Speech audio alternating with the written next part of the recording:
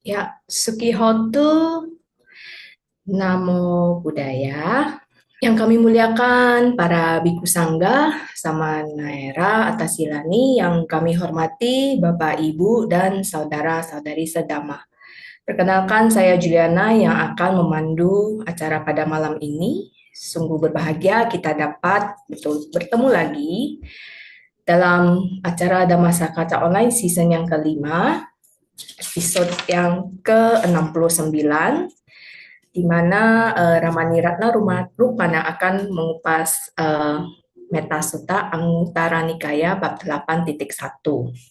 Pada malam ini, Kamis 28 November 2024. Tentunya acara ini diselenggarakan oleh KBTI, Kresidenan Besuki, dan disiarkan secara live di channel YouTube Dhamma Metta Jember dan Dhamma Televisi. Kini marilah kita merenungkan syair Dhammapada yang akan dibacakan oleh Miss Elmi. Kepada Miss Elmi kami persilakan. Dhammapada Papawaga Syair 122. Ma wamanye tapunyasa namantam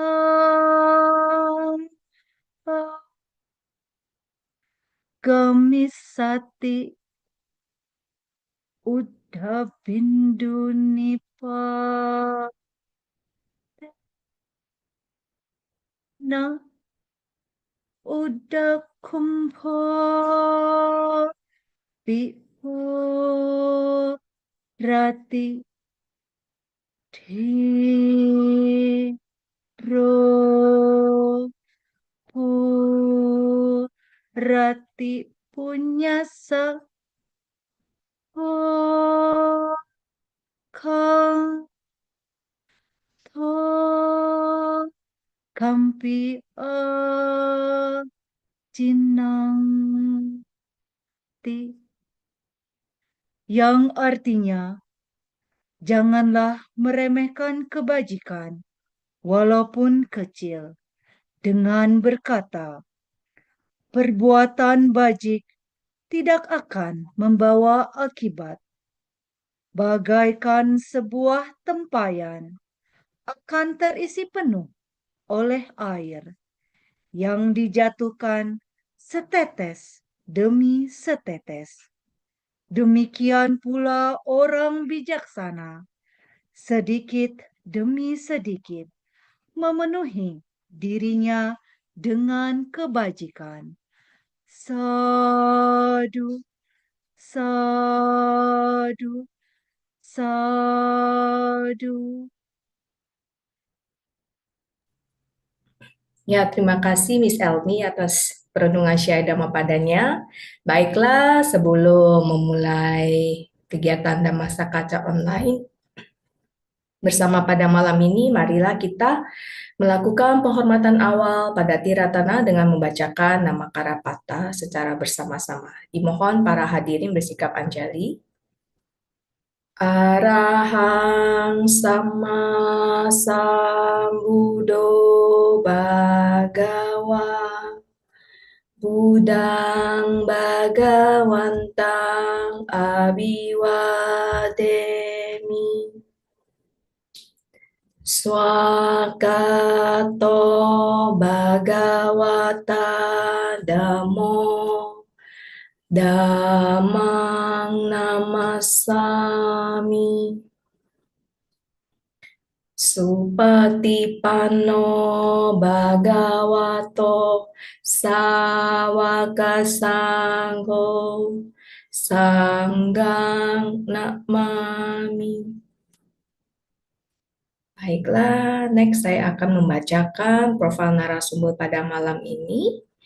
Ramani Ratna Rukmana, beliau aktif di organisasi di bidang Dhamma Wandani di tahun 2016 hingga sekarang, dan juga sebagai anggota Magabudi Kabupaten Bogor Jenjang PMD. Dan Ramani juga aktif sebagai bendahara di partisipasi Dana Anak Asuh Indonesia sejak tahun 2008 hingga sekarang, dan juga sebagai bendahara di Yayasan Bigut sejak tahun 2019 hingga sekarang. Dan beliau pernah mengikuti latihan Atasilani di Wihara Mendut pada tahun 2015 dan 2023. Baiklah, tanpa memperpanjang waktu lagi, marilah kita sama-sama menyimak pembahasan suta pada malam ini yang akan dibawakan oleh Ramani Ratna Rumada. Kepada Ramani kami persilakan. Namo Buddhaya Ramani. Namo Buddhaya, terima kasih. Ya, malam ini sebelum saya mulai, mari kita bersikap anjali untuk menghormati guru agung kita. Namo tassa bhagavato arahato sama sambuddhassa. Namo tassa bhagavato arahato sama sambuddhassa. Namo tassa bhagavato arahato sama sambuddhassa. Tumbuh pamang kayang imang widitwa, nagaru pamang citang idang tapetwa, yode tamarang panya yudena, gitang rake aniwesano sia. Dengan mengetahui bahwa tubuh ini rapuh bagaikan tempayan, hendaknya seseorang memperkokoh pikirannya bagaikan benteng kota, dan melenyapkan mara dengan senjata kebijaksanaan. Ia harus mampu menjaga apa yang telah dicapainya dan hidup tanpa ikatan lagi. Dhamma pada ayat 40. Ya, selamat malam. Terima kasih, Sis Juliana. Malam ini saya akan mencoba sharing dari Anggutara Nikaya kelompok 8 nomor 1 ya, Metta Sutta. Sebelumnya saya izin untuk share screen ya. Apakah sudah terlihat? Sudah ya? Sudah Ramani. Ya, baik, saya akan coba share ya. Ini, mengapa saya mengambil Metta Sutta? Karena di dalam kehidupan sehari-hari saat ini sepertinya kita banyak mengalami hal-hal keterdesakan. Keterdesakannya bukannya keterdesakan sang wega untuk mengikis kekotoran batin ya, tetapi sepertinya di dalam kehidupan sehari-hari kegiatan itu seperti harus terburu-buru gitu ya. Jadi ini yang membuat batin kita menjadi tidak tenang ya, merasa terburu-buru, terdesak seperti itu. Ya di dalam contoh sehari-hari seperti kalau misalnya kita mau pergi bekerja pagi, bangun pagi, apa yang dilakukan oleh ibu rumah tangga? Ya masak, lalu buru-buru berangkat kerja. Ya di dalam perjalanan ke kantor juga apa yang terjadi? Ya sepertinya sekarang jalanan juga di mana-mana macet ya. Kalau misalnya kita menghadapi kemacetan, apa yang terjadi di dalam batin kita? Rasanya tidak tenang, batin tidak tenang, terburu-buru, aduh, juga jadi tidak fokus ya, membuat batin ini menjadi tidak tenang. Ya, ini juga menimbulkan kecemasan dan ketidaknyamanan saat terjebak dalam kemacetan. Yang terjadi apa? Klakson, melihat kita di dalam antrian lampu merah, begitu lihat lampu hijau, padahal kita di deretan yang keberapa, barisan keberapa, apa yang terjadi? Kita langsung klakson supaya yang di depan cepat jalan. Sebenarnya yang di depan juga belum bisa jalan karena kan mungkin saja mobil yang sebelumnya belum lewat ya. Itu membuat kita menjadi tidak sabar ya, tidak sabar, tidak tenang, cemas. Aduh, udah harus cepat masuk kantor itu ya. Jadi inilah yang mengondisikan batin kita menjadi inginnya terburu-buru ya. Kemudian juga kalau misalnya kita ada keperluan, biasanya di mana nih kita melakukan antrian? Ya, misalnya kita pergi ke bank ya, tapi untungnya saat ini segala sesuatunya sudah lebih mudah ya, bisa melalui handphone. Tapi kalau misalnya ada keperluan memang harus pergi ke bank, perlu antrian, misalnya ketemu dengan customer service, aduh, antrian dapat nomor berapa nih? Misalnya dapat nomor 5, sekarang baru nomor 1, lama sekali ya. Nah, ini juga membuat batin kita menjadi tidak tenang ya. Sepertinya maunya cepat, tergesa-gesa gitu. Aduh, sebetulnya habis dari sini mau pergi ke tempat lain lagi. Kok lama sekali nih customer service-nya melayani. Jadi batin apa? Kadang bisa mungkin aja kalau misalnya kita tidak sabar, tidak sadar, tidak mempunyai cinta kasih, yang muncul apa? Marah-marah di dalam batin, mengumpat, ya tanpa kita sadari, kita tidak memiliki kesabaran, tidak memiliki cinta kasih. Ya. Nah, saat ini juga sekarang serba menggunakan internet. Wah, kalau misalnya sinyalnya lagi kurang bagus, kita juga perlu mencari data, misalnya, aduh ini internetnya kok lama ya loadingnya. Apa yang terjadi di dalam batin? Pastinya juga merasa, aduh, tidak tenang, tidak sabar ya. Nah, inilah contoh di kehidupan sehari-hari. Di dalam menghadapi keadaan sehari-hari ini juga kita kurang. Kalau misalnya kita tidak berlatih, kurang sabar dan juga tidak sadar. Kalau misalnya diri kita ini tidak memiliki cinta kasih. Cinta kasih kepada siapa? Cinta kasih kepada diri sendiri dan juga cinta kasih kepada orang lain.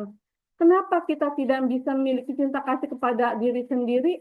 Ya, dengan kita tidak sadar, tidak sabar, itu juga mengondisikan batin kita menjadi tidak tenang, penuh dengan kecemasan, penuh dengan tergesa-gesaan. Ini mengondisikan kita tidak cinta kepada diri kita sendiri, mengondisikan batin kita selalu menjadi cemas, gitu ya.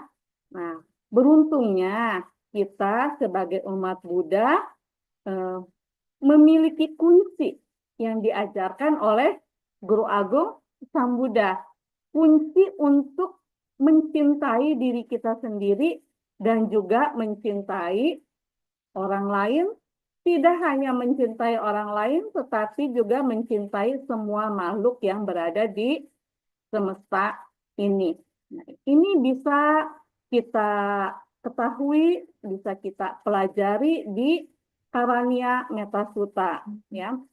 Di Karania Metta Sutta, awal dari pembabaran Karania Metta Sutta itu berawal dari 500 orang biku, ya. Ceritanya ada 500 orang biku di Sawati. Jadi pada waktu itu 500 orang biku itu pergi dari Sawati pergi ke hutan untuk bermeditasi. Nah, pada waktu masuk ke hutan, di situ banyak makhluk-makhluk yang tidak terlihat oleh mata, ya, terutama mereka yang sudah tinggal di pohon-pohon besar. Pada waktu itu makhluk tersebut merasa, nggak apa-apa, mungkin cuma sebentar gitu ya. Biku ini akan tinggal di hutan tersebut. Nah, pada waktu biku tersebut bermeditasi, para makhluk yang tadinya tinggal di atas pohon tidak merasa nyaman kalau misalnya tinggal di atas pohon. Kemudian para makhluk tersebut turun dan bersama keluarganya duduk di depan para biku. Berpikir para biku itu hanya sebentar tinggal di hutan tersebut. Tetapi setelah keesokan harinya, ya, ternyata biku tersebut tidak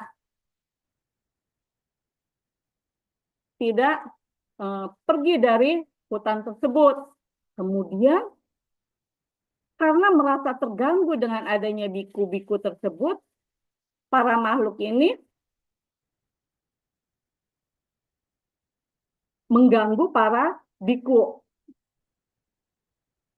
Kemudian para makhluk ini menampakkan dirinya. Kalau misalnya para makhluk tersebut menampakkan dirinya kepada para biku dengan seperti makhluk yang tidak ada kepalanya. Kemudian ada juga yang menampakkan hanya kepala saja, tidak ada badannya. Kemudian ada juga yang menampakkan seperti tulang belulang berjalan. Nah, ini mengondisikan para biku ini menjadi takut dan tidak bisa berkonsentrasi, tidak bisa bermeditasi. Kemudian para biku itu kembali ke Sawati untuk bertemu dengan Sang Buddha. Nah, setelah sampai di Sawati, para biku ini bercerita kepada Sang Buddha. Kalau di hutan tersebut, para biku diganggu oleh makhluk-makhluk yang tidak terlihat, ya. Sehingga para biku tidak bisa bermeditasi. Kemudian Sang Buddha memberitahu ternyata para biku ini pergi ke hutan tersebut tidak membawa senjata. Nah, apa yang dimaksud dengan senjata tersebut? Kemudian Sang Buddha memberitahukan kepada para biku senjata yang harus dibawa ke dalam hutan. Tetapi senjata yang diberikan oleh Sang Buddha ini bukan senjata tajam, ya, tetapi senjata yang diberikan oleh Sang Buddha itu merupakan pikiran atau batin yang penuh cinta kasih, yaitu dengan membacakan Karania Metta Sutta. Maaf, Sis Juli, apakah ini suara saya terdengar? Karena ini sepertinya Dengar kok, Ramani, jelas, sangat jelas. ini PPT-nya hang ya. Masih di internet lambat ini, contoh kehidupan sehari-hari. Iya, ini saya ini nggak bisa ya. Bisa next-nya belum bisa ya. Iya, Masih jalanan macet, antrian panjang, internet lambat. iya nih. Benar nih, ini berarti dicoba untuk bagaimana caranya kita sabar ya. Sudah kena Baik, masalah nih. Ramani. Seharusnya udah next slide ya. Screen software ya. Mm-mm. Ya, sepertinya ini internetnya juga lagi pola nih. Jadi sudah diberi dapat pembelajaran supaya benar-benar sabar. Sadu, sadu, sadu. Ya, sudah. Sudah, Ramani. Ya. Nah, di dalam kemudian Guru Agung Sang Buddha ini mengajarkan Karania Metta Sutta, ya, memberikan senjata kepada 500 orang biku ini untuk bisa bermeditasi di hutan tersebut. Inti dari Karania Metta Sutta yaitu seseorang ya harus memiliki rendah hati. Rendah hati berbeda dengan rendah diri, ya. Kadang ya di sini kita harus mengetahui kalau rendah hati itu ya hidup ini tidak sombong, ya, sederhana, puas kita. Kalau rendah diri ini kita tidak memiliki kepercayaan diri, gitu ya. Berbeda dengan rendah hati. Kalau rendah hati di sini kita tidak sombong. Walaupun misalnya kita memiliki kemampuan, seseorang atau teman kita tidak memiliki kemampuan yang sama dengan kita, ya ini kita tidak boleh menyombongkan diri. Jadi kita harus belajar rendah hati, menyamaratakan diri sendiri dengan orang lain. Ya, jangan menganggap orang lain lebih rendah daripada diri kita sendiri. Dan juga harus puas dengan apa yang miliki, mudah disokong, gitu ya. Jadi tidak banyak tuntutan. Kemudian juga di sini tidak serakah. Tidak serakah ini, tidak serakah, tidak menginginkan apa yang dimiliki oleh orang lain. Tetapi kalau kita ingin memiliki apa yang seperti orang lain miliki, ya kita harus berusaha dengan usaha sendiri. Dan juga tidak menyakiti makhluk lain, juga berusaha menjaga kemurnian pikiran. Ya. Kemudian juga kita berusaha mengembangkan meta. Melatih cinta kasih dengan mendoakan kebahagiaan untuk semua makhluk. Di sini untuk pengembangan meta, bagaimana kita bisa mengembangkan meta kepada orang lain? Pertama, awal sekali kita harus mengembangkan meta kepada diri kita sendiri. Kalau misalnya kita tidak bisa kalau misalnya kita tidak memiliki meta pada diri kita sendiri, kita tidak bisa mengembangkan meta kepada orang lain. Ibaratnya, kita ingin memberi sesuatu kepada orang lain. Kalau misalnya kita tidak memiliki barang, bagaimana caranya kita bisa memberi kepada orang lain? Demikian pula, kita ingin mengembangkan, memberikan meta kepada orang lain. Tetapi kalau misalnya diri ini masih diliputi dengan kemarahan, kebencian, iri hati, dengki, tentunya kita tidak bisa mengembangkan cinta kasih kepada orang lain. Karena kita tidak memiliki cinta kasih untuk diri kita sendiri. Oleh karena itu, untuk bisa mengembangkan meta, kita harus mengembangkan meta kepada diri kita sendiri. Nah, awal sekali kita harus mengembangkan meta kepada diri sendiri.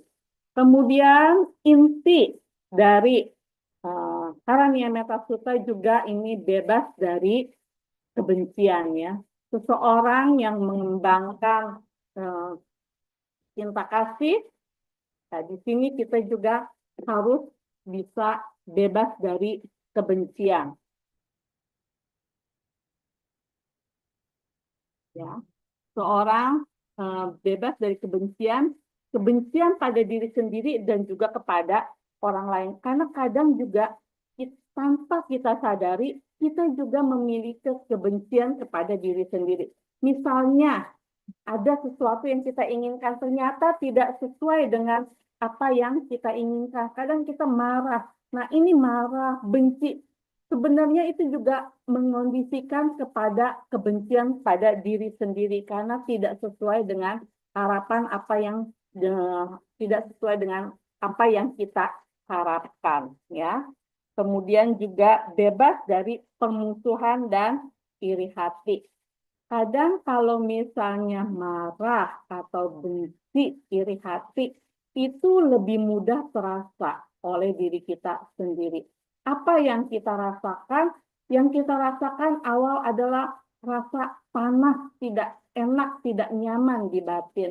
Nah, oleh karena itu, kalau misalnya kita sering bermeditasi, kita memiliki kesadaran, menyadari, oh ini yang rasanya marah, benci, iri hati. Jadi ini ada kesadaran dan bisa kita berusaha untuk menyetopnya. Ya, kita menyadari dan ini hal-hal buruk yang ada di dalam batin kita, ya. Oleh karena itu, ya, di sini kita bisa mengembangkan cinta kasih kepada diri sendiri. Kemudian kita juga bebas dari kemelekatan. Cinta kasih juga membebaskan kita dari kemelekatan dan keinginan yang berlebihan. Yang seperti yang tadi, yaitu puas dengan apa yang kita miliki, tidak ada iri hati dengan apa yang diinginkan oleh orang lain. Kemudian dengan adanya pikiran bebas dari kebencian, bebas dari kemelekatan, keadaan pikiran juga menjadi damai. Dengan cinta kasih, pikiran kita menjadi lebih tenang, damai, dan penuh kasih sayang.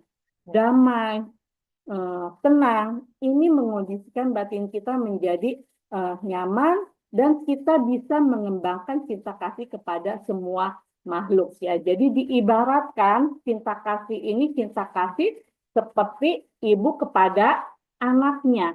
Ya, demikian inti dari Karania Metta Sutta. Jadi para biku ini dibekali senjata untuk bermeditasi di hutan.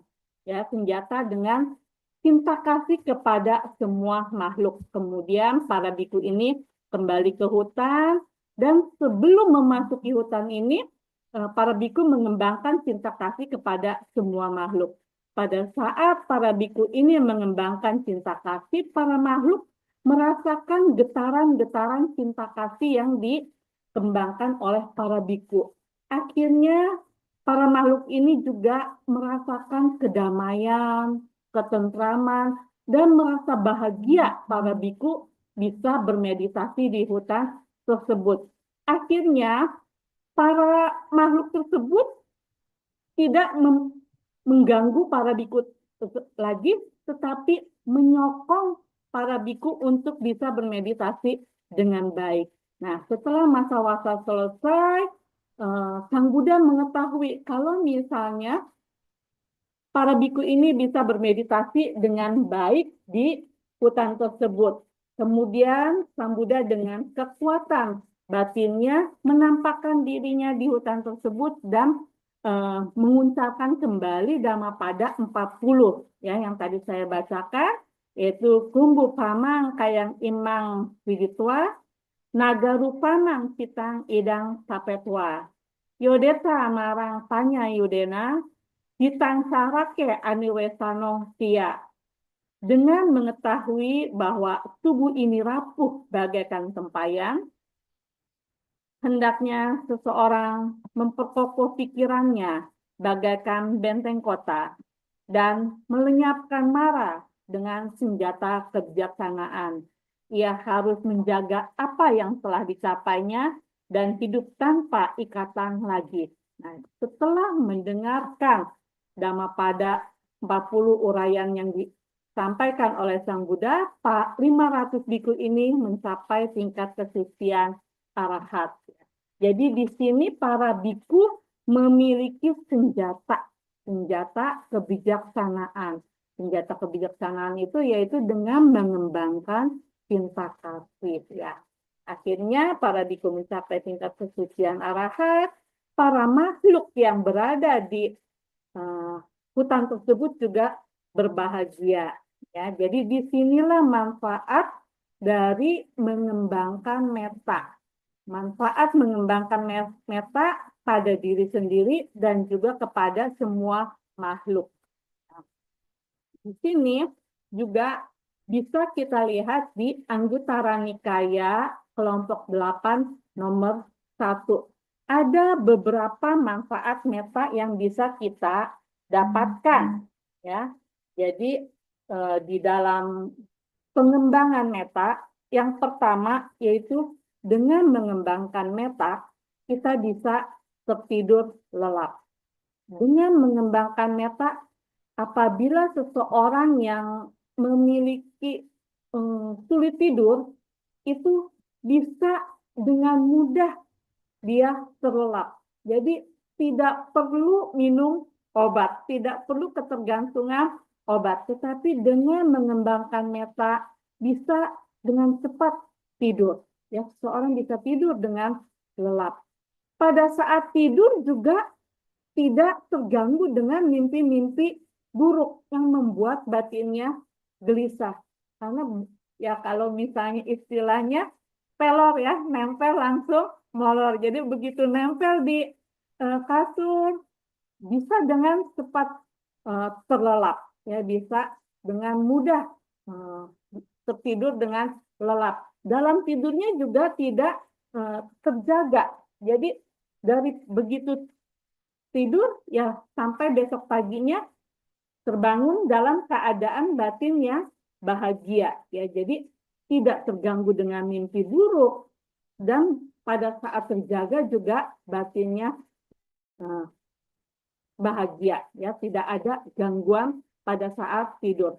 Karena kalau misalnya kita dalam kehidupan sehari-hari penuh dengan kemarahan, dengan kebencian, mengingat hal-hal yang tidak kita sukai, ini bisa mengondisikan kita tidak bisa tidur dengan lelap.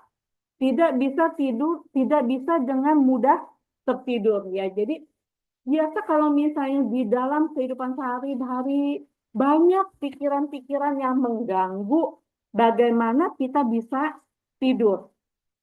Pada saat kita mau tidur aja teringat hal-hal yang membuat kita marah.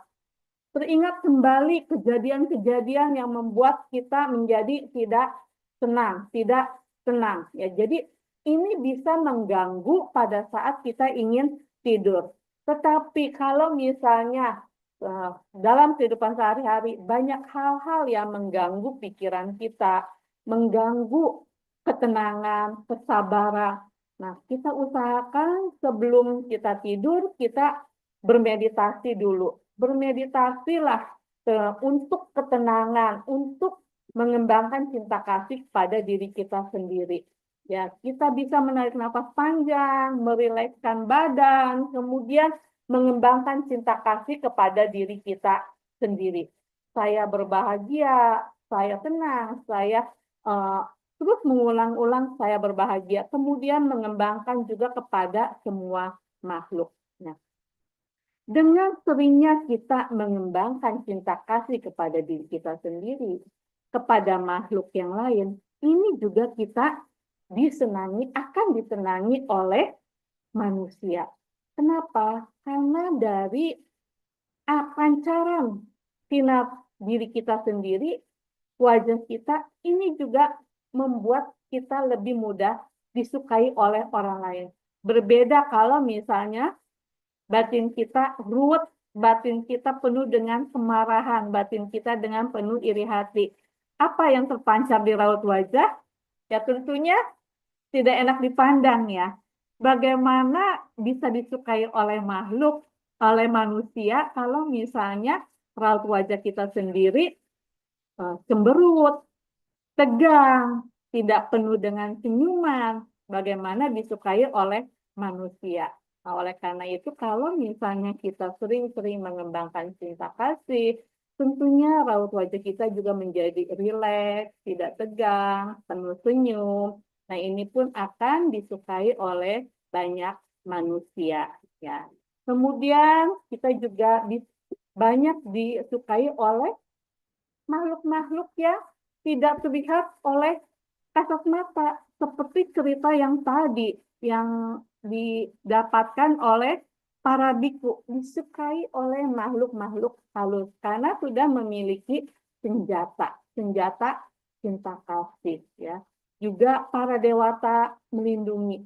Kalau misalnya kita memiliki cinta kasih kepada diri kita sendiri, memiliki cinta kasih kepada semua makhluk, kita tidak akan pernah takut pergi kemanapun. Karena kita tidak melanggar hal-hal yang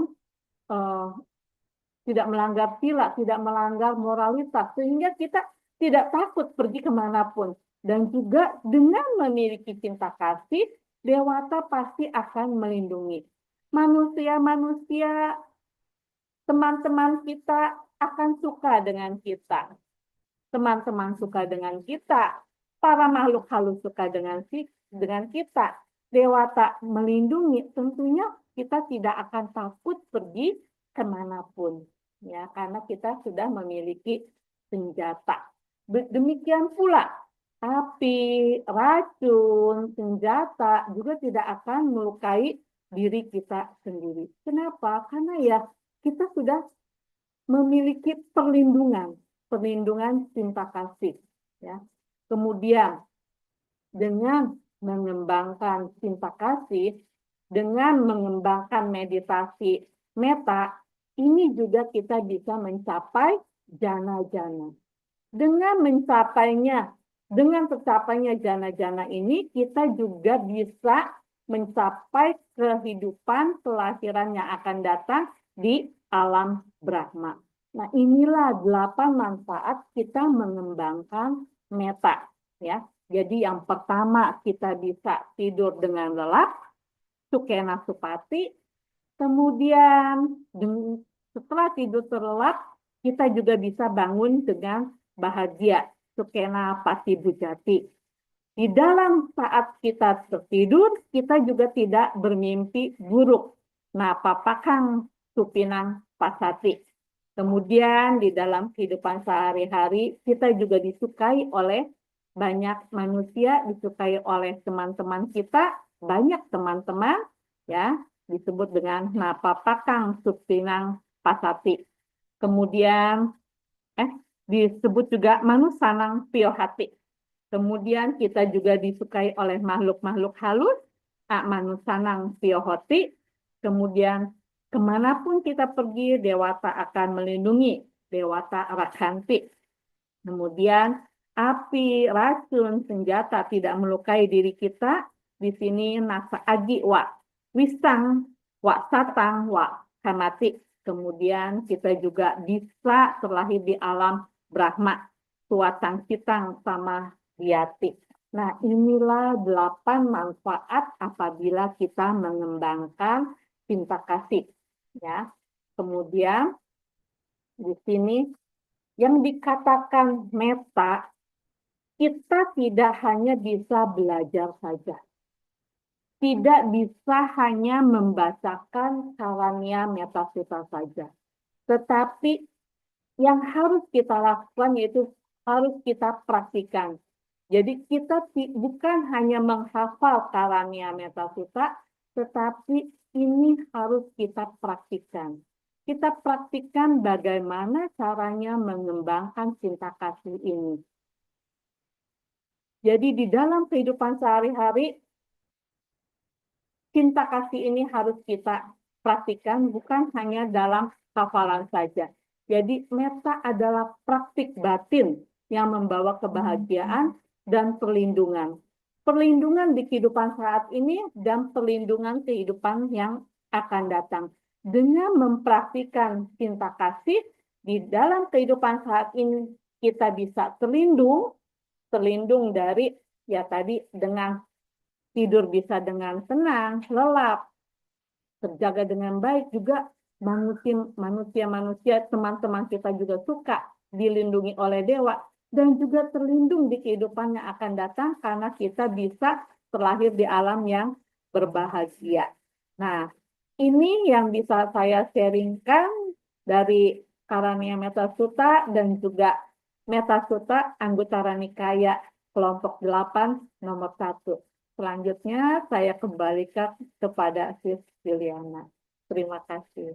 Sadu, sadu, sadu, Anumodana Ramani Ratna atas pembahasan Metasutta pada malam ini sungguh luar biasa ya. Jadi kadang keseharian kita itu kan apa jalanan macet di Jakarta, Bogor mungkin ya, antrian panjang gitu ya.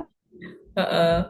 Belum lagi misalkan apa eh cuaca gitu ya, hujan, panas atau apa, juga kadang bisa nyebelin gitu ya Ramani. Betul. Nah, kalau misalnya kita tidak sadar, tidak sabar, ya tidak sadar, tidak sabar, tidak memiliki cinta kasih, yang ada apa kadang ya refleks kita menjadi tidak ada rem ya, marah-marah, pikiran, ucapan, ya mungkin kalau tindakan kita masih bisa menguasai ya, kita bisa mengendalikan, tetapi kadang ucapan dan pikiran itu kalau misalnya Spontan. kita tidak sadari ya bisa lepas kontrol ya. Jadi dimulai dari pikiran dulu ya Ramani ya, karena pikiran adalah pelopor ya Ramani. Baik, ini ada pertanyaan yang sudah masuk Ramani. Mungkin kita mulai dari yang ini. Menurut Ramani, praktek meta itu bagaimana? Susah, gampang, susah-susah gampang. Kenapa? Terus umumnya kita di level apa nih praktek metanya? Kalau misalkan jengkel boleh nggak membunuh makhluk hidup? Mungkin itu yang biasa yang nyamuk-nyamuk gitu ya kalau lagi retret ya Ramani ya. Apalagi retret di wihara hutan gitu kan Benar. biasanya ada serangga-serangga yang nempel itu gimana ya Ramani? Mungkin Ya, bisa di-sharingkan. Silakan Ramani. baik. Terima kasih untuk pertanyaannya. Ya, ini pertanyaan seperti tadi, gampang-gampang, susah, susah, susah, gampang. Ya, praktek meta, gampang atau susah, tergantung, tergantung dari keinginan kita. Kalau misalnya kita setelah mengetahui teori dari yang diajarkan oleh Guru Agung Sang Buddha, kalau kita mau mempraktikannya, kalau kita mau mempelajarinya dan kemudian mempraktikannya, ada semangat untuk mau mempraktikannya, tentu ini bisa kita pelajari dan kita bisa praktikan di dalam kehidupan sehari-hari. Awalnya bagaimana? Tentu awalnya susah, tentu awalnya sulit. Kenapa? Karena ketidaksabaran, kemarahan, kebencian, iri hati, itu semua tidak perlu dipelajari. Tidak perlu, eh, ya, tidak ada sekolahnya, karena itu sudah ada di dalam batin kita. Setiap orang pasti membawa sifat, kebanyakan membawa sifat kemarahan, kebencian, iri hati. Jadi ini tidak perlu dipelajari. Berbeda kalau misalnya kita ingin mengubahnya dengan kesabaran, penuh cinta kasih, penuh welas asih. Ini harus dengan usaha yang tidak mudah. Kalau misalnya semangat kita, kalau misalnya kita tidak memiliki semangat, tentu ini sangat sulit kita capai. Tetapi kalau kita memiliki pengertian benar, kita memiliki semangat yang benar, oh ini harus saya praktikkan, ini harus saya usahakan. Tentunya ya awal-awal memang akan jatuh lagi. Kembali ke yang awal, marah lagi, benci lagi, iri hati lagi. Tetapi kalau misalnya ini kita praktikkan, kita sadari, kita coba setiap kali kemarahan itu muncul, iri hati itu muncul, kemudian kita sadari, marah lagi ya, iri hati lagi nih ya yang muncul. Aduh, kadang kalau misalnya kita tidak sadari, kemarahan itu bisa membuat kita terbawa kembali. Mungkin tidak terucap, tetapi ada pertentangan di dalam batin. Gejolak di dalam batin. Nah, ini kalau misalnya kita tidak sadari, lama kita terbawa. Tetapi kalau misalnya, iya ya, wah, saya sudah marah nih. Kemudian kita menarik nafas, merilekskan badan, kemudian menyadari, oh ya, saya terbawa dengan kemarahan. Jadi di sini kita hanya sadari, tidak mencari apa ya yang menyebabkan saya marah. Jadi tidak perlu kita mencari apa ya yang menyebabkan saya marah, tetapi saya hanya menyadari, oh ya, saya sedang terbawa dengan kemarahan. Kita tarik nafas panjang kembali, hembuskan, kemudian, oh ya, saya marah. Atau langsung saja kita catat, merasakan. Lama-lama batin ini menjadi lebih rileks.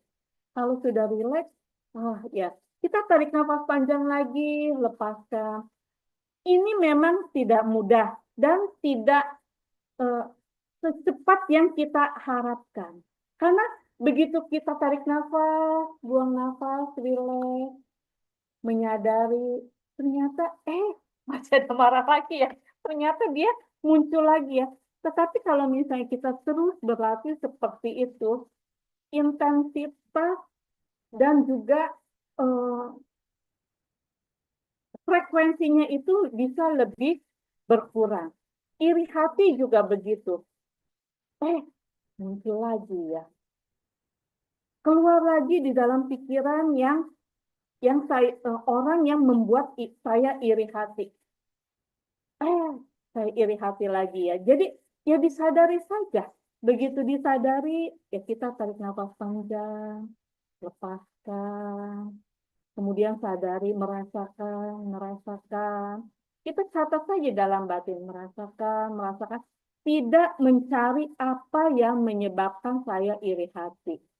Lepaskan, sadari, tarik nafas panjang, lepaskan. Begitu berulang-ulang. Gampang, awalnya tidak gampang.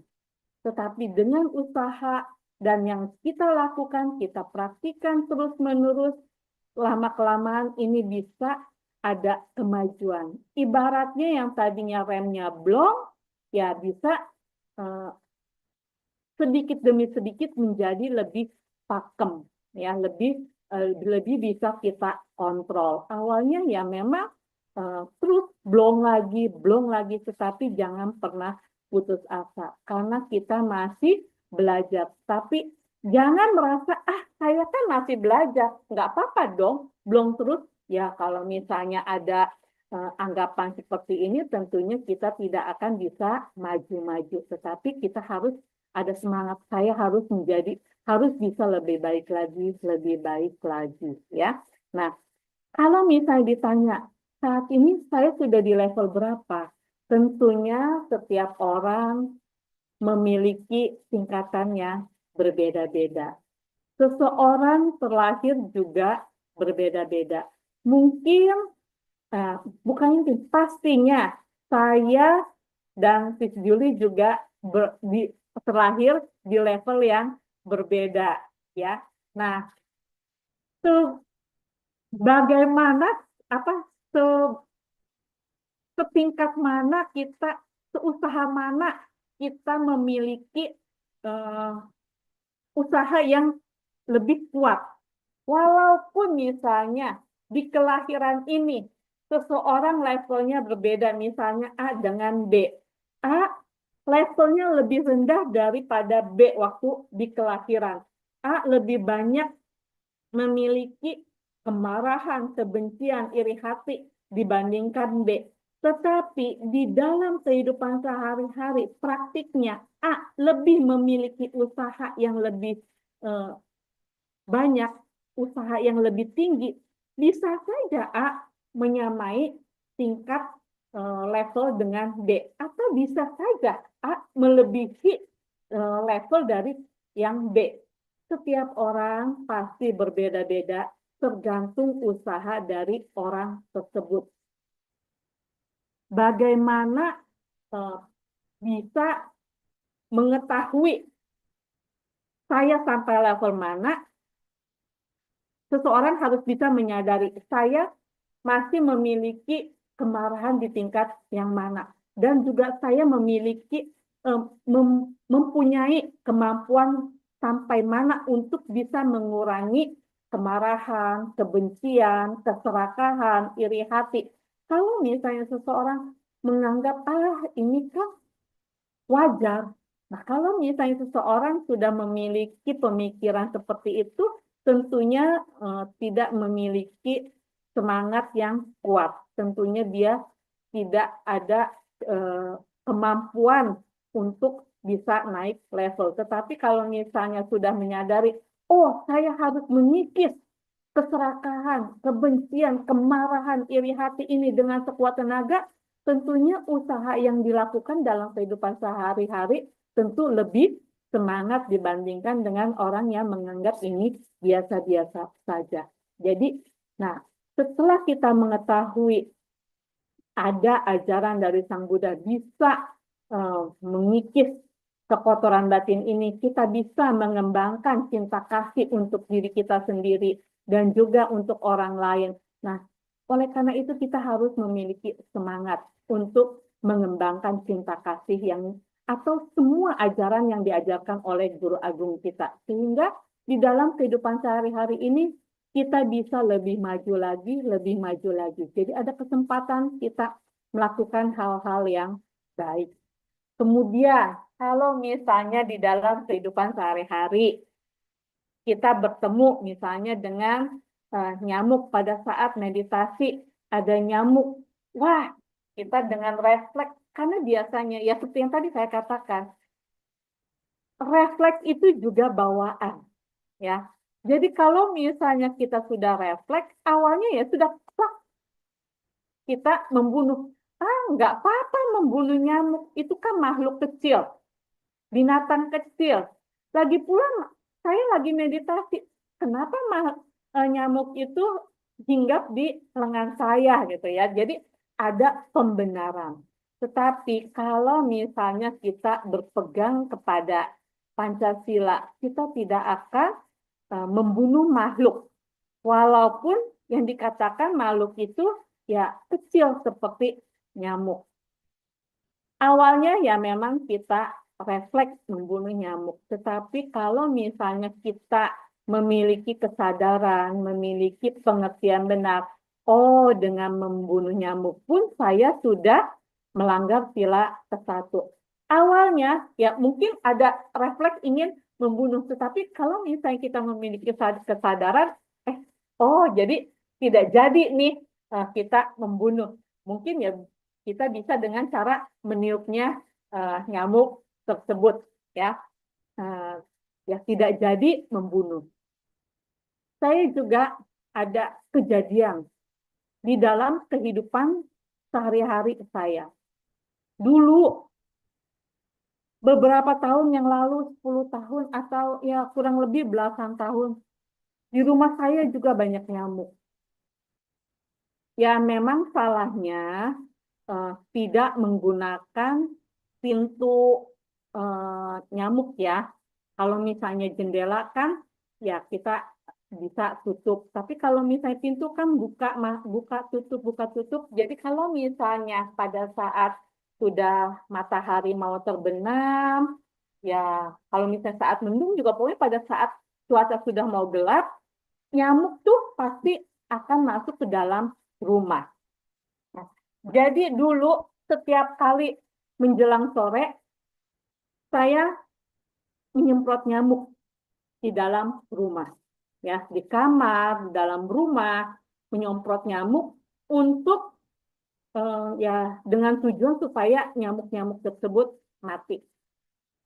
Tetapi lama-kelamaan setelah mempelajari pelajaran yang diajarkan oleh Sang Buddha, ya ini pun termasuk pelanggaran sila pertama.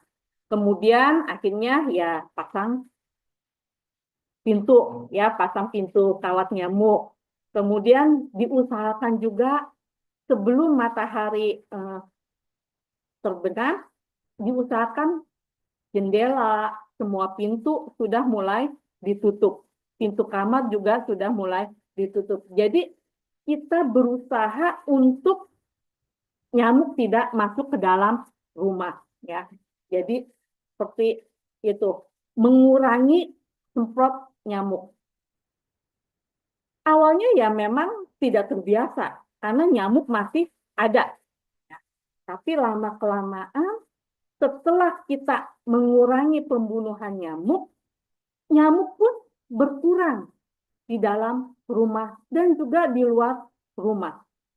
Memang masih ada sih 1-2 nyamuk, tapi tidak sebanyak pada waktu setiap hari membunuh nyamuk. Berbeda. Ya. Sekarang masih ada. Tetapi anehnya kalau misalnya ada nyamuk, saya diam saja, kemudian saya mengharapkan nyamuk itu menempel di tangan saya. Nah, setelah nyamuk itu menempel di tangan saya akan jalan pelan-pelan keluar rumah, dan saya tiup nyamuk itu untuk bisa lepas dan terbang di luar rumah. Dengan mempraktikkan seperti ini, di rumah juga lebih, jadi jarang ada nyamuk. Ada 1-2 ya sudah, saya biarkan saja. Jadi saat ini saya sudah tidak terganggu dengan adanya nyamuk. Ya, jadi inilah yang bisa kita praktikkan di dalam kehidupan sehari-hari. Kalau misalnya di rumah kita banyak nyamuk, ya kita usahakan rumah bersih, jendela-jendela ditutup sebelum matahari terbenam, pintu juga ditutup, terutama pintu kamar ya. Jadi pada saat kita tidur kita tidak diganggu dengan nyamuk. Nah, kalau misalnya kita bermeditasi misalnya di hutan, kita bisa usahakan agar kita tidak terganggu dengan serangga-serangga atau nyamuk. Misalnya kita bisa menggunakan tenda, ya, tenda untuk bermeditasi. Dengan kita bermeditasi di dalam tenda, kita terhindar dari serangga-serangga dan juga misalnya binatang-binatang melata karena kita bermeditasi dengan menggunakan tenda. Atau misalnya kalau misalnya siang kita tidak mau meditasi menggunakan tenda, ya sekarang kan banyak kita bisa menggunakan obat anti nyamuk ya. Tapi kalau misalnya menurut saya sebaiknya kita menggunakan tenda karena kalau misalnya kita menggunakan obat anti nyamuk itu juga kurang baik untuk tubuh kita sendiri ya. Kita menghindari nyamuk menempel di tubuh kita, tetapi kita juga tidak menyayangi diri kita sendiri karena kita menggunakan pastinya itu adanya zat kimia yang bisa terserap ke dalam tubuh kita. Oleh karena itu ya sebaiknya yang lebih aman kita menghindari nyamuk dengan menggunakan tenda meditasi. Ya, jadi kita bisa melindungi diri kita sendiri dengan tidak menggunakan zat-zat kimia dan juga kita juga menghindari pembunuhan terhadap makhluk lain. Ini yang bisa saya jawab. Sadu, sadu, sadu. Biasanya saya sih pakai minyak serai sih, Oh ya, Ramani. yang alami ya. Ya, betul. Supaya nyamuk nggak deket-deket. Dan Ya, juga semua serangga deh. ya. Nah, kalau misalnya alami ini juga kan tidak memasukkan zat kimia ke dalam tubuh ya. Betul, Ramani. Ya, Baiklah, ini ada pertanyaan lanjutan. Berarti Ramani kita setiap momen itu harus ada sati ya. Harus ada perhatian dan tidak boleh lengah. Apakah demikian, Ramani? ya, benar. Jadi setiap saat kita harus memiliki sati. Bagaimana caranya kita bisa mengembangkan sati? Ya, kita harus berlatih meditasi. Usahakan kita menyisihkan waktu untuk bermeditasi setiap hari. Minimal 30 hari. Ya, kalau misalnya kita mau bermeditasi, banyak yang bisa kita dapatkan. Pengembangan batin kita ini bisa kita rasakan dari hari ke hari. Usahakan kita bangun lebih pagi. Kalau misalnya aktivitas setiap hari saya misalnya harus pergi ke kantor, misalnya harus berangkat jam 6, jam 5 saya sudah harus bangun, rapi, bersih-bersih, rapi-rapi, menyiapkan segalanya. Usahakan kita bisa bangun lebih awal. Misalnya kita bangun jam setengah 5. Atau ya kalau misalnya, aduh masih ngantuk ya misalnya jam 5 kurang seperempat. Tetapi rapi-rapi, bersih-bersihnya kita bisa lebih cepat lagi. Sehingga kita bisa ada waktu untuk diri kita sendiri. Ya, ini bermeditasi juga merupakan waktu untuk diri kita sendiri. Yang dikatakan me time ya. Jadi kita ada waktu untuk diri kita sendiri. Atau kalau misalnya kita tidak sempat pagi karena kita terburu-buru, ya sebelum tidur kita juga cobalah untuk bermeditasi. Dengan kita bermeditasi, nah ini juga bisa mengondisikan kita bisa lebih cepat terlelap, ya. Malam juga pada saat tidur kita tidak terganggu dengan mimpi-mimpi buruk dan juga pada saat terbangun kita juga dengan perasaan bahagia. Tapi ada beberapa orang yang kalau misalnya bermeditasi sebelum tidur malah menjadi lebih segar. Waduh, gimana nih kalau misalnya kalau misalnya meditasi sebelum tidur saya malah jadi lebih segar, malah nggak bisa tidur. Nah kalau misalnya seperti ini ya kita berarti meditasinya usahakan tidak dekat-dekat dengan waktunya tidur. Setelah misalnya pulang kerja, setelah bersih-bersih, makan malam, ya kita bermeditasi dulu setengah jam. Jadi setelah bermeditasi mungkin kita masih bisa melakukan aktivitas yang lain, dan pada saat kita mau tidur, jadi kita tidak masih dalam keadaan on, jadi sudah bisa lebih rileks lagi. Ya, jadi ada beberapa yang berkata kepada saya, aduh kalau misalnya habis meditasi malah saya jadi nggak bisa tidur, kata gitu kan ya. Jadi tergantung dengan diri sendiri. Kalau misalnya dengan bermeditasi saya bisa jadi lebih cepat tertidur, lebih rileks, ya lakukan sebelum tidur. Tetapi kalau misalnya ini membuat kita menjadi lebih terjaga, ya kita bermeditasi jauh sebelum kita tidur. Atau bisa kita lakukan pada saat kita begitu bangun pagi. Jadi seharian kita bisa lebih memiliki semangat dan juga memiliki perhatian yang lebih terjaga, ya. Itu yang bisa saya jawab. Ya, Modana atas sharingnya Ramani. Jadi minimal meditasi 20 sampai 30 menit ya Ramani. Ya, diusahakan rutin ya. Konsisten di waktu yang sama di tempat yang sama ya Ramani. Komitmen juga sih. Ya, Juli ini bisa. sudah mahir bermeditasi. Oh, masih learner sih, masih tetap belajar terus. Ya, baik, kita lanjut ke pertanyaan berikutnya. Bagaimana kegiatan kita sehari-hari bagus dilandasi meta? Ya, Silakan, Ramani. terima kasih. Ya memang di dalam kehidupan sehari-hari, ya praktiknya kita menginginkan kebahagiaan. Kita menginginkan kebahagiaan bukan hanya untuk diri kita sendiri. Jadi di sini kadang orang menginginkan kebahagiaan untuk diri sendiri, tetapi bukan untuk kebahagiaan orang lain. Ada ya yang seperti itu. Jadi egois hanya untuk diri sendiri.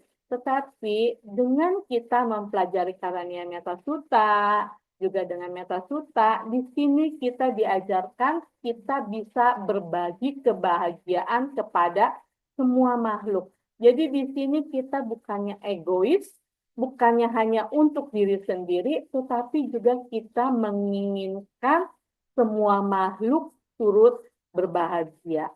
Jadi kalau misalnya kita ingin orang lain berbahagia, ya kita mengharapkan diri kita juga, awal diri kita berbahagia.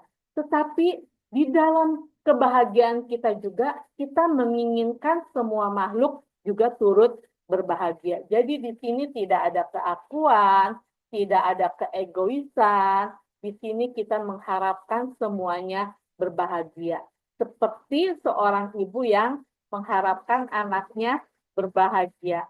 Jadi tidak ada keegoisan, tidak ada keserakahan, keinginan diri sendiri, tetapi ingin berbahagia untuk diri sendiri dan juga untuk orang lain, dan juga untuk semua makhluk. Jadi bukannya hanya kita mengembangkan cinta kasih kepada manusia saja, tetapi juga kepada semua makhluk, kepada binatang-binatang, dan juga kepada semua makhluk yang juga tidak terlihat oleh mata.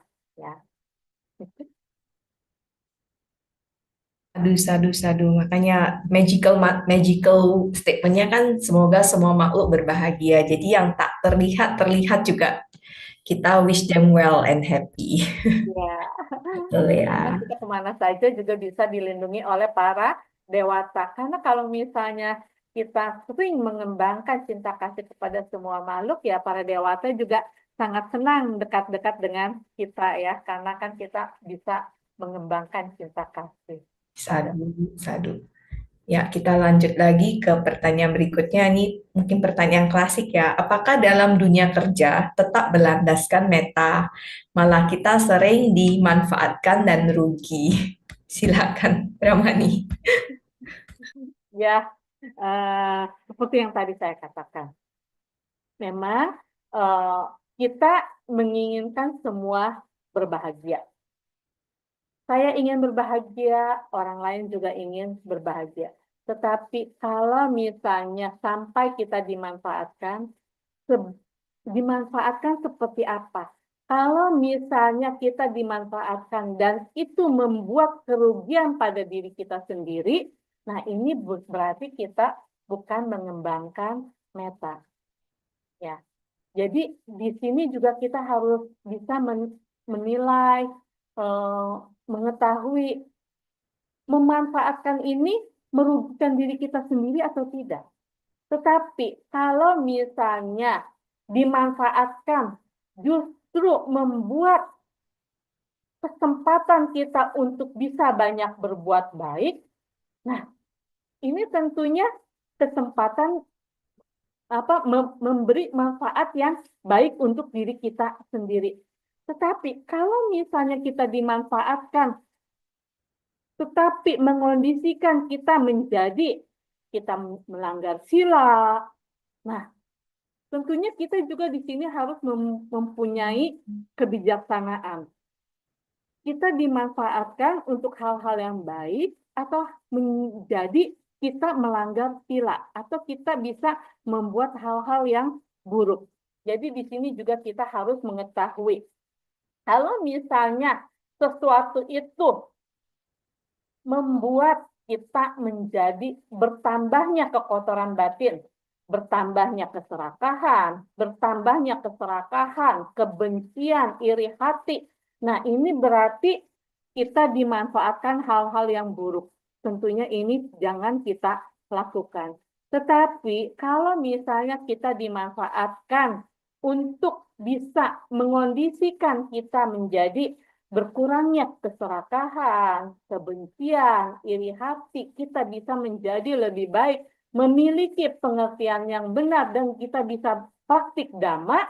Nah, ini berarti memanfaatkan untuk hal-hal yang baik. Kalau misalnya seperti ini bisa kita terima, tetapi kita juga harus menilai juga apakah ini sesuai dengan kemampuan saya. Kalau misalnya dimanfaatkan, sudah juga terkondisikan berkurangnya keserakahan, kebencian, iri hati, hal-hal yang buruk, tetapi saya tidak mampu. Nah, ini juga harus bisa kita ketahui. Ini juga tidak bisa kita lakukan. Karena kalau misalnya dimanfaatkan tetapi tidak sesuai dengan kemampuan, ini juga bisa membuat tekanan pada diri sendiri. Nah, kalau misalnya sudah membuat tekanan pada diri sendiri, berarti kita sudah tidak memiliki cinta kasih pada diri sendiri. Karena kalau misalnya kita sudah membuat tekanan pada diri sendiri, ini membuat stres, batin menjadi tidak tenang. Nah, bagaimana kalau kita bisa memiliki cinta kasih pada diri sendiri kalau misalnya kita tidak memiliki rasa nyaman, tidak memiliki rasa ketenangan, kedamaian. Ya, jadi ini banyak hal yang harus bisa kita pilah-pilah, kita bisa nilai. Kalau misalnya ini memang saya mampu, ini juga membuat saya menjadi lebih baik. Kekotoran-kekotoran batin saya juga menjadi lebih berkurang. Nah, ini bisa saya lakukan dengan perasaan cinta kasih, dengan tenang, dengan tulus, dengan ya bisa dengan kita lakukan dengan baik. Ini tentunya menjadi lebih baik. Walaupun ya ini dimanfaatkan, tetapi kan ada keuntungan untuk diri kita sendiri. Ya, tetapi kalau misalnya sudah dimanfaatkan, tetapi membuat batin kita menjadi tidak nyaman, tidak sabar, ya ini juga harus kita sadari, oh saya belum mampu gitu ya. Jadi bisa kita katakan dengan jujur, maaf saya tidak bisa gitu ya. Jadi ini harus kita jujur. Seperti yang tadi kita harus jujur itu juga salah satu dari syair di Karunia Metta Sutta. Ya, jadi katakan dengan sejujurnya. Ya, kalau misalnya kita mampu, ya katakan, baik saya bisa lakukan. Tapi kalau misalnya tidak, ya katakan saja, maaf saya belum bisa. Ya, jadi kita tidak membuat batin ini menjadi tidak tenang. Itu yang bisa saya jawab. Sadu, sadu, sadu. Ini ada pertanyaan lanjutannya, Ramani. Bagaimana mengembangkan meta kepada saingan bisnis. Tadi kerja, sekarang saingan bisnis. Silakan Ramani. Ya, kita sebagai perumah tangga, ya sebagai perumah tangga, ya memang seperti tadi kita harus mengembangkan cinta kasih kepada diri sendiri dan juga kita harus mengembangkan cinta kasih kepada orang lain. Saingan bisnis. Kalau misalnya saat ini kita kan tahu kalau misalnya batin ini marah, benci, iri, itu sudah kita berada di vibrasi yang negatif. Tetapi kalau misalnya kita banyak kesabaran, mengembangkan cinta kasih, kita berada di vibrasi yang positif. Kalau misalnya ada saingan bisnis, ini pun sesuatu hal yang baik, sesuatu hal yang positif. Kita bisa mempelajari hal-hal positif dari saingan kita. Kenapa teman tersebut, teman bisnis kita bisa menjadi lebih baik? Kalau kita memiliki, oleh karena itu kata-katanya saingan. Kalau misalnya saingan, berarti itu sudah konotasinya konotasi negatif. Tetapi kalau misalnya kita katakan teman bisnis, konotasinya sudah positif. Oleh karena itu, agar kita berada di vibrasi yang positif, katakan sebagai teman. Jadi jangan katakan sebagai saingan. Karena kalau misalnya kita katakan saingan, berarti kita berada di bawah. Teman kita itu, saingan itu berada di atas.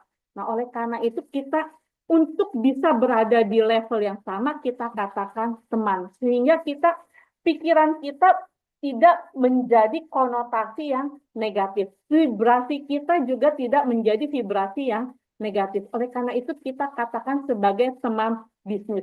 Kalau misalnya kita katakan sebagai teman bisnis, kita bisa bekerja sama. Kalau misalnya kita katakan saingan, kita tidak bisa bekerja sama. Itu sudah membuat batin kita menjadi lebih capek, lebih berat. Karena dikatakan saingan, kita berada di hal yang negatif. Oleh karena itu, agar kita berada di yang positif, kita menjadikan dia sebagai teman. Atau kita bisa mempelajari kenapa ya dia bisa lebih baik daripada kita. Hal-hal apa yang bisa kita pelajari dari dia.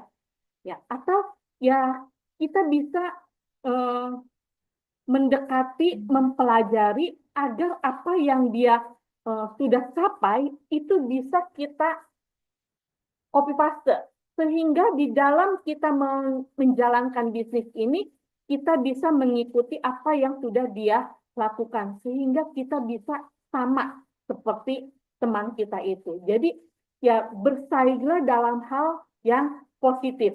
Jadi kita bersama-sama di dalam hal yang positif. Jadi kita tidak menggunakan pikiran kita, bukan melihat saingan itu menjadi hal yang negatif.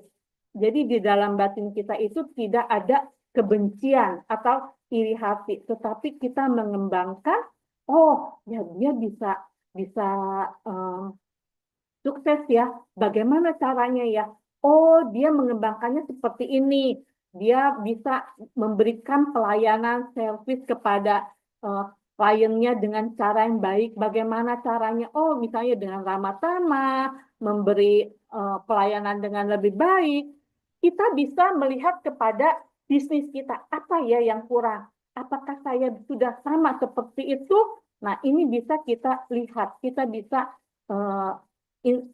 melihat kepada introspeksi kita kepada bisnis kita. Apa ya yang masih kurang? Apa ya yang bisa saya tingkatkan? Atau apa yang bisa saya bisa berikan lebih baik kepada klien saya sehingga bisnis saya pun bisa berkembang. Ya, jadi di sini jadi kita bisa mengembangkan batin kita ini bukan pada hal yang negatif, tetapi mengembangkan kita bisa naikkan vibrasi kita kepada vibrasi yang positif.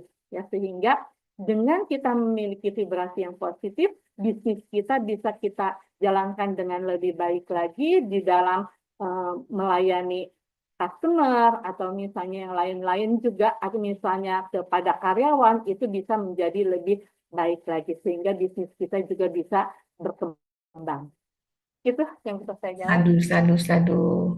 Dari saingan jadi teman ya. Ya, Ya, teman ya. dan juga bisa sama-sama mengembangkan bisnis. Betul, Ramani. Rezeki kamar masing-masing ya, Ramani. Ya, teman. Oleh Ya, karena itu kita ya usahakan kita membuat hal-hal yang baik jadinya ya, dengan menanam benih yang baik sehingga buahnya menjadi buah-buah yang baik dan juga buahnya menjadi lebat. ya, sadu, sadu, sadu. Baik, Ramani, ini ada dua pertanyaan terakhir. Mungkin lebih ke individual ya. Yang pertama, mungkin dari Ramani bisa sharing perjalanan spiritual Ramani yang dimana unforgettable one, atau memorable one gitu, yang tidak akan terlupakan, atau bisa sharing pengalaman retret atau mengikuti pelatihan atas Silani, mungkin memotivasi kita supaya kitanya, ayo ikut pelatihan, ayo ikut retret gitu, Ramani. Silakan Ramani. Ceritanya ya, eh, ya memang saya terlahir di keluarga yang katanya beragama Buddha. Tapi ya Buddha KTP ya, karena dulu ya memang kebanyakan kalau misalnya keturunan itu kan pasti kalau misalnya ditanya agamanya apa, agamanya Buddha gitu. Ya saya juga tinggal di daerah, dulu juga belum ada wihara, adanya kelenteng. Jadi ya saya nggak tahu kenapa dulu waktu masih SMP setiap kali malam Caid, malam Capo, saya ada kemauan pergi ke kelenteng untuk pasang hio. Ya karena kan ya zaman dulu cuma adanya begitu ya. Ya nggak tahu saya juga ya. Kemudian pasang hio eh, ke semua sih semua ya gitu.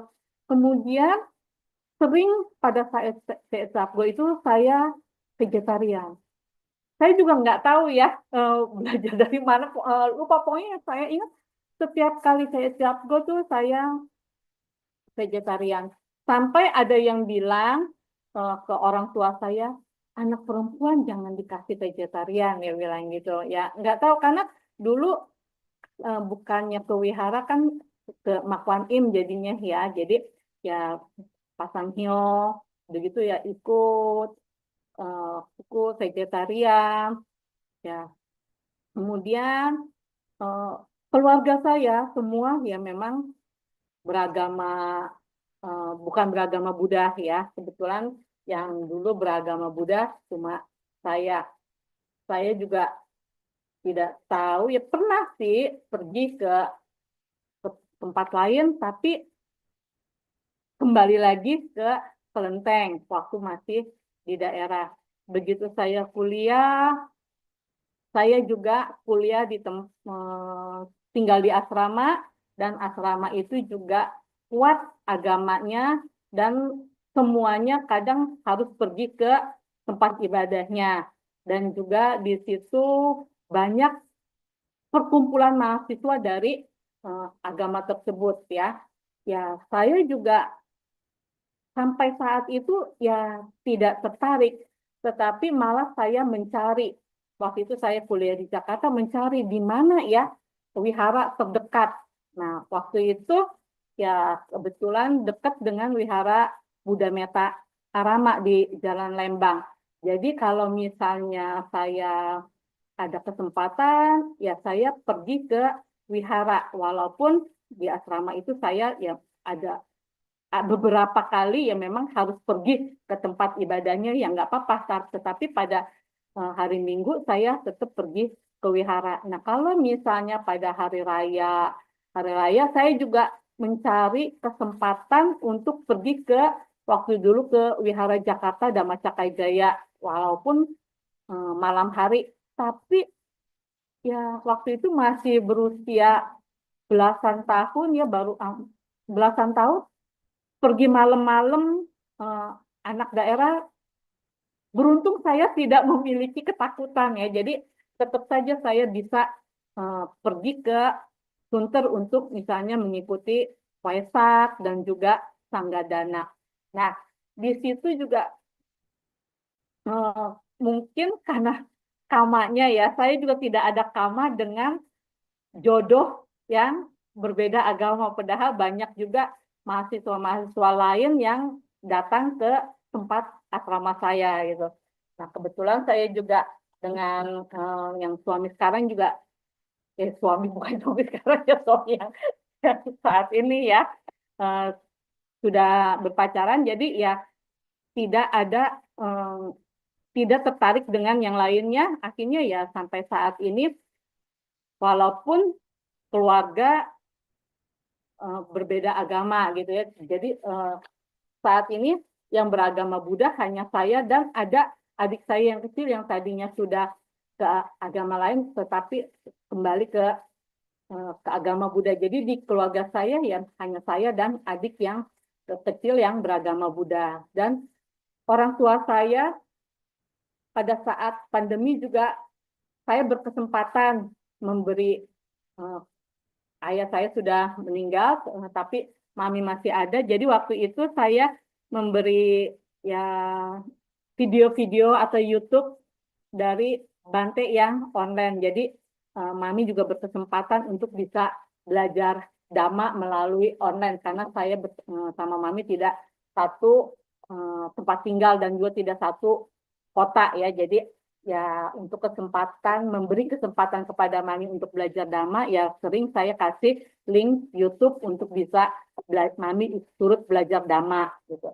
Jadi ya ini cerita spiritual saya dan juga saya selalu mencari di mana ya saya bisa ke wihara gitu. Jadi waktu pertama kali tinggal di Bogor pun di sini saya tahun 92 tidak punya saudara, tidak ada saudara dan mencari pergi kemana ya gitu. Jadi ya tahu ada Saung Paramita, tempat Bante Subala. Jadi waktu itu ke tempat Bante Subala ya hanya pada saat Sanggadana. Jadi begitu ya tahu, oh ada kesempatan untuk berdana makan ya. Akhirnya ya berdana makan. Jadi setiap kali pergi kemana juga selalu mencari wihara-wihara yang bisa didatangi. Gitu. Kemudian juga ya untuk anak seperti anak saya yang pertama waktu itu diterima di Universitas di Jogja, ya saya juga berusaha mencari di mana ya wihara yang bisa didatangi. Nah itu juga saya jadi memberitahu kepada anak, oh ya nanti kamu pergi ke sini ya. Itu jadi mengondisikan anak juga untuk bisa belajar Dhamma. Nah, untuk ada keinginan mengikuti Atasilani ya setelah mempelajari agama Buddha, belajar, ada keinginan untuk mempraktikannya. Ya pada tahun 2015 saya juga sempat mengikuti latihan Atasilani di Wihara Mendut, tetapi waktu itu belum ada Astinda. Jadi masih diberi kelonggaran berlatih mengikuti Atasilani, tetapi waktu itu rambut belum dibotakin. Jadi hanya potong pendek saja. Kebetulan waktu itu juga tidak mendapat izin dari anak karena kebetulan anak waktu itu ingin diwisuda. Mama jangan dibotakin, nanti waktu aku diwisuda nanti mama botak katanya gitu ya. Jadi ya sudah waktu tahun 2015 mengikuti latihan Atasilani, tetapi rambut masih dipendekin. Waktu tahun 2023 berkesempatan mengulang kembali latihan Atasilani. Nah, di situ saya memang bertekad untuk bisa dibotakin ya, karena waktu tahun 2015 kan tidak berkesempatan berlatih Atasilani tapi tidak botak. Jadi waktu tahun 2023 kembali meminta izin, diizinkan oleh keluarga dan juga memang waktu itu sudah diharuskan untuk botak. Jadi saya ya dengan senang hati berlatih atas Silani dan juga berkesempatan untuk tidak mempunyai rambut ya, belajar untuk melepas gitu. Jadi ya itulah cerita spiritual saya ya, sebenarnya tidak ada yang istimewa sih, cuma ya dijalani saja. Ketertarikan untuk belajar Dhamma itu memang ada dari kecil ya, dan walaupun diberi kesempatan untuk mempelajari yang lain, tetapi tidak ada ketertarikan di dalam diri untuk mengikutinya. Mempelajarinya ya kita bisalah mempelajarinya ya, tetapi untuk mengikutinya tidak ada. Itu yang saya jalani sampai saat ini. Sadu, sadu, sadu. Berarti just go with the flow ya, Ramani ya. Baik, baik. Ini pertanyaan terakhir mengenai apa? Closing statement setelah pembahasan Meta Sutta malam ini, mungkin bisa memberikan closing statement atau summary untuk malam ini. Silakan Ramani. Ya, setelah kita mengetahui Karania Meta Sutta, cerita dari awal Karania Meta Sutta, ternyata ini merupakan senjata ya. Kemudian juga ada manfaat-manfaat dari Meta Sutta. Ya, inilah yang harus kita praktikkan di dalam kehidupan sehari-hari. Karena Meta Sutta, Karania Meta Sutta ini merupakan cinta kasih yang universal. Bukannya hanya untuk diri sendiri saja, bukan hanya untuk agama kita saja, tetapi ini untuk semua makhluk. Oleh karena itu, kembangkanlah cinta kasih untuk diri kita sendiri dan juga semua makhluk. Sering-seringlah mengucapkan Sabesata Bhavantu Sukhitata. Semoga semua makhluk berbahagia. Awalnya ya mungkin hanya pelafalan saja, tetapi kalau misalnya sering-sering kita ucapkan, sering-sering kita sadari, akhirnya ini menjadi suatu praktik. Praktik di dalam batin. Batin di dalam diri sendiri dan juga bisa kita kembangkan kepada semua makhluk ya. Di dalam menghadapi kehidupan sehari-hari, banyak hal-hal yang memunculkan kebencian, kemarahan, iri hati, konflik. Nah, inilah yang harus kita sadari, kita kembangkan, sehingga kita bisa menjadi lebih baik lagi, lebih baik lagi. Meditasi yang kita kembangkan untuk diri kita sendiri dan juga kepada semua makhluk. Dengan mengembangkan cinta kasih ini, kita jalani di dalam kehidupan sehari-hari ini, sehingga di dalam kehidupan sehari-hari ini kita bisa menjadi memiliki cinta kasih kepada diri sendiri dan juga kita bisa memiliki keharmonisan di dalam berhubungan dengan semua manusia dan juga dengan semua makhluk karena kita memiliki cinta kasih.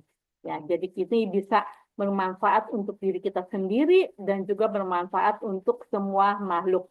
Bermanfaat di kehidupan saat ini dan juga di kehidupan yang akan datang. Sehingga kita sehari-hari seterusnya bisa menjadi lebih baik lagi, dan juga bisa mempraktikkan pada akhirnya juga kita bisa mencapai apa yang menjadi tujuan akhir sebagai umat Buddha. Demikian yang bisa saya sampaikan. Sabesata Bhavantu Sukhitata. Sadu. Sadu, sadu, sadu. Ya, tujuan akhir kita sama Ramani, Nibbana ya. Baiklah, sekarang tibalah, marilah kita berbagi jasa kebajikan kepada sanak keluarga yang telah mendahului kita dan semua makhluk yang berhubungan karma dengan kita. Mohon berkenan kepada Ramani Ratna untuk memimpin pelimpahan jasa pada malam ini. Silakan Ramani. Ya, Bapak Ibu, saudara-saudari sedama, setelah kita banyak melakukan perbuatan baik, marilah kita sama-sama melimpahkan jasa kebajikan ini kepada sanak keluarga dan para leluhur yang telah meninggal, dan juga kepada semua makhluk, agar semuanya juga turut berbahagia, mendapat atau memperoleh hal-hal yang baik. Mari kita limpahkan jasa-jasa kebajikan ini kepada sanak keluarga dan para leluhur yang telah meninggal dan juga semua makhluk.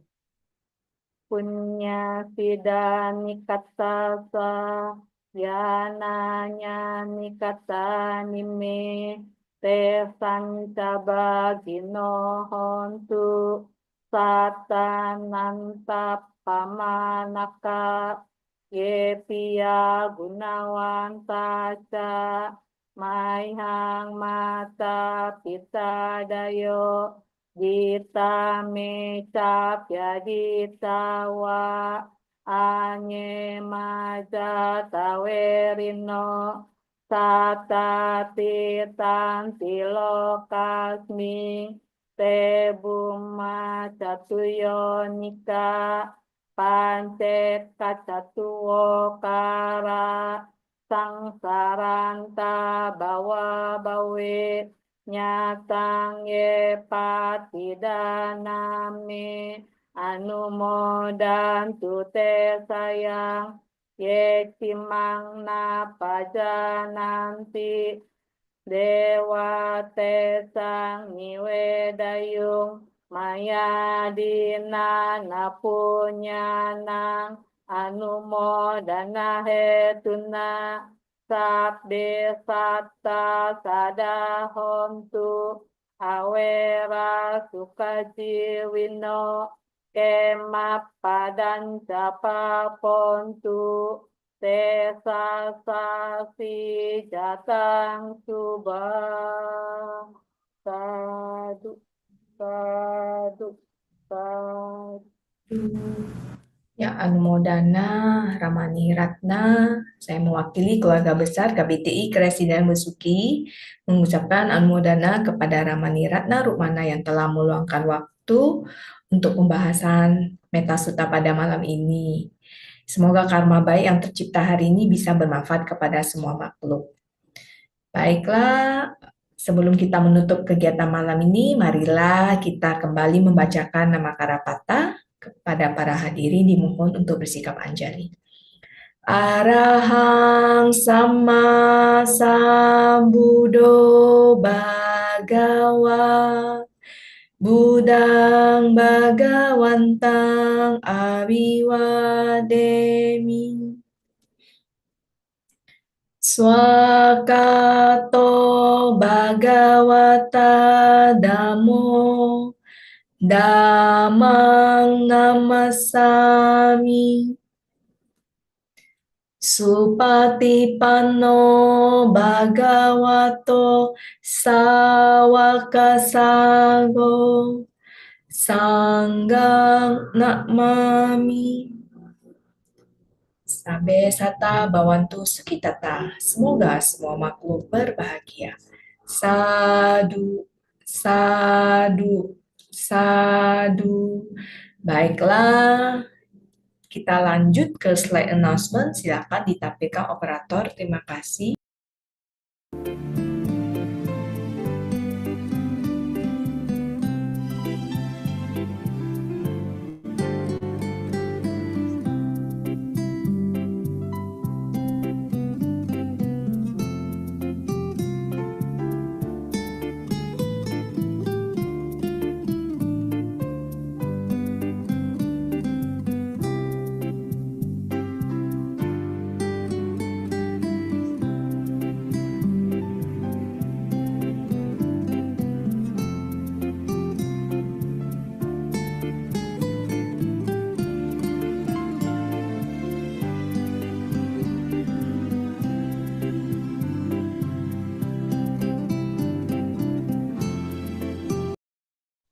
Ya, baiklah, demikianlah rangkaian acara sharing Dhamma pada malam ini. Kami mohon maaf apabila ada yang kurang berkenan, dan terima kasih yang sebesar-besarnya kepada para hadirin yang telah mengikuti sesi malam ini.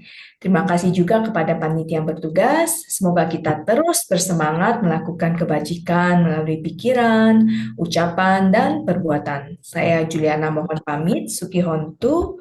Selamat malam, Namo Buddhaya.